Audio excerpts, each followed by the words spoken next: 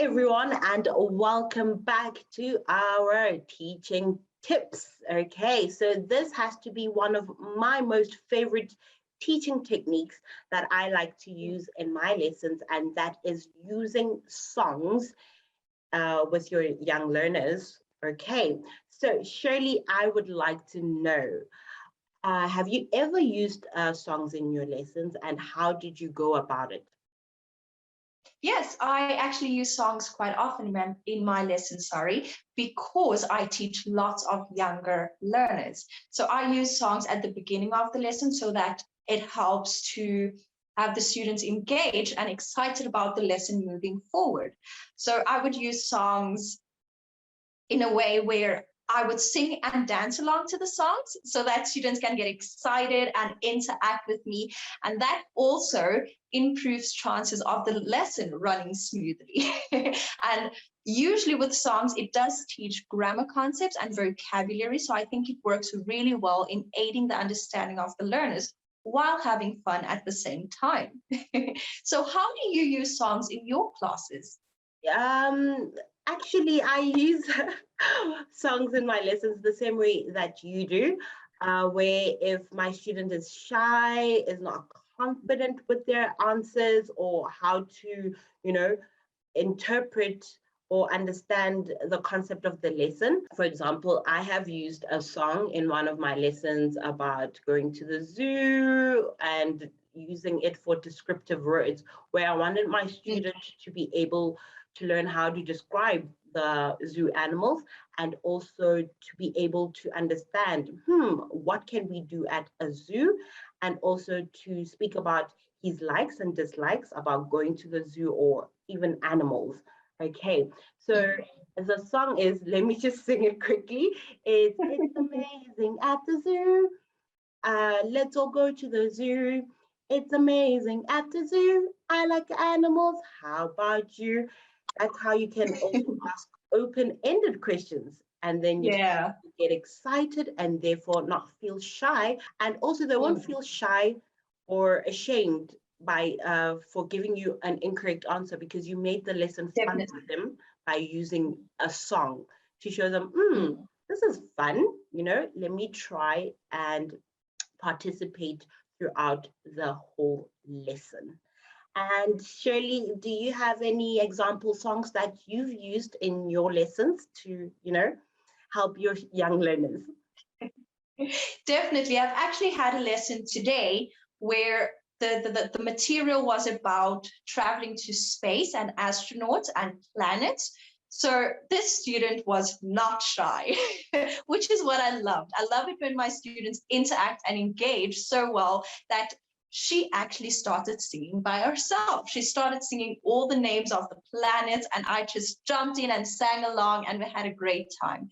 So I find it really useful even when students start singing by themselves and then just jump in. It's also a way of, or let me say, another method of using songs in the classroom. You don't always need to use a song, but you can rather sing.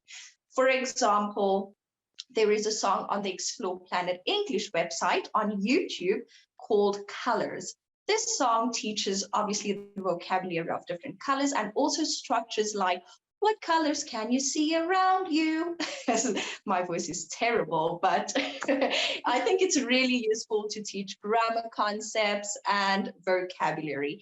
And I think it's very beneficial for students to have fun while learning, because most of them will feel more motivated when they have fun.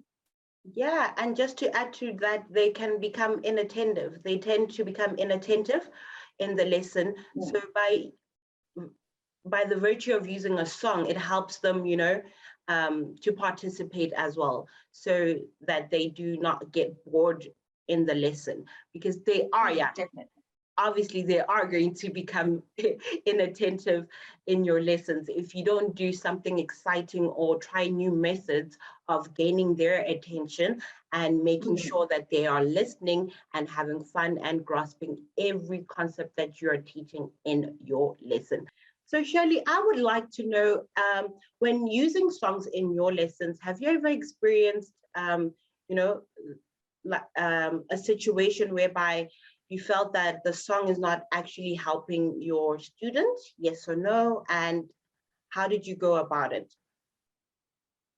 Well, I don't really think I've experienced something like that personally, but I have heard about other teachers that experience something like that. And usually what I feel would work in a situation like that is to first, before playing a song or singing a song, find out if your students are interested in music or if they like singing, so that we know if songs will work well with that particular learner. So ask them, do you like listening to music or do you like singing? And if the student says no, chances are that they will not enjoy listening to a song or singing along to a song. So I think that's the best way of dealing with a situation like that. And with that question, I would like to ask you, have you ever been in a situation where a student did not want to engage in a song you've played or sang, and what did you do? That is a good question. Well, I've had a couple of students that did not want to participate in the song, or, singing the song rather. And what I would do is, like you said, try to find out, do they like music? Do they like singing? Some students actually like to listen rather than sing along. And there's some students that I've had that actually like to sing, but they don't want to listen, but would rather sing and, be the star of the lesson.